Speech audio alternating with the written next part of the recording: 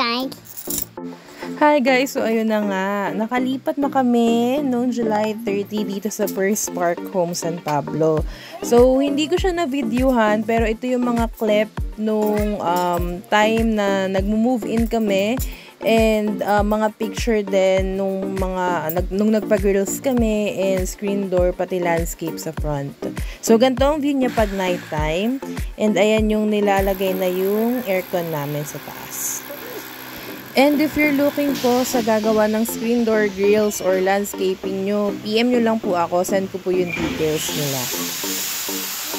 Sinalubong pala namin yung sunrise nito kasi may pamahiin na dapat daw yung mga homeowners ay nandito na sa bahay bago sumikat yung araw. So ayan, tuwan-tuwa si Siren dyan and nagkakape lang kami niyan kasi marami pang hahakutin that time.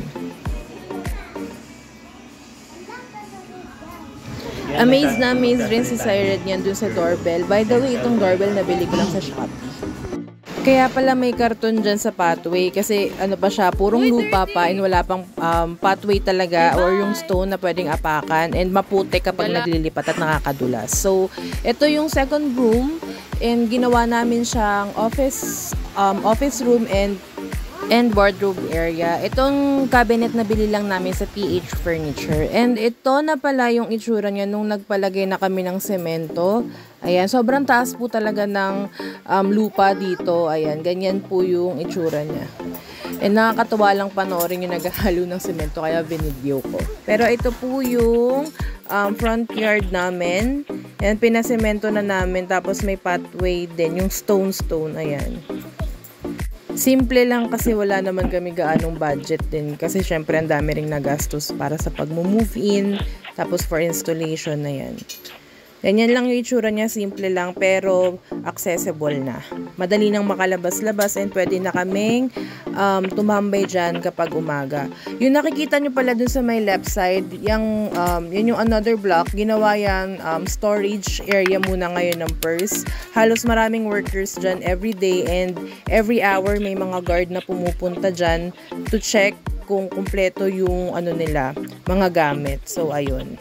Marami rin po palang mga comments na hindi ko na halos nare-reply. Pasensya na po, medyo busy lang. Pero as much as possible po, I'll try to reply. Pero ito yung 3 comments.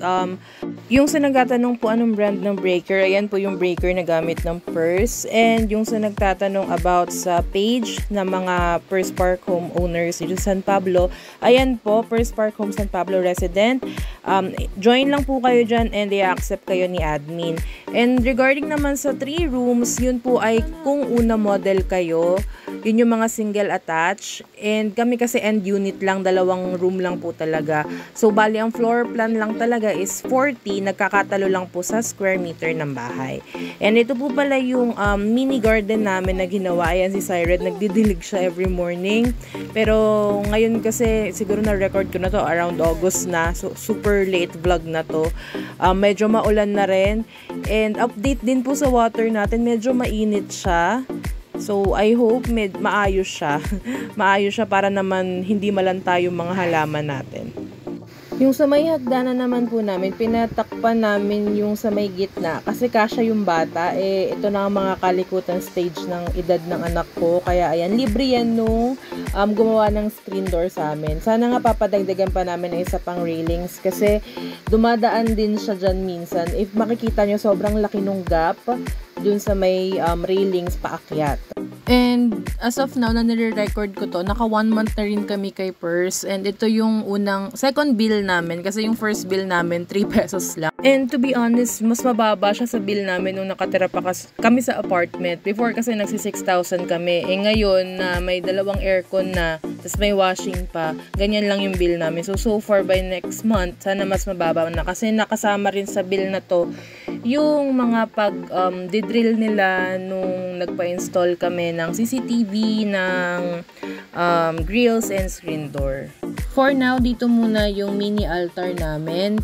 Kasi by next vlog, i-upload ko naman yung pagpapa-house blessing namin and yung birthday celebration ng anak ko.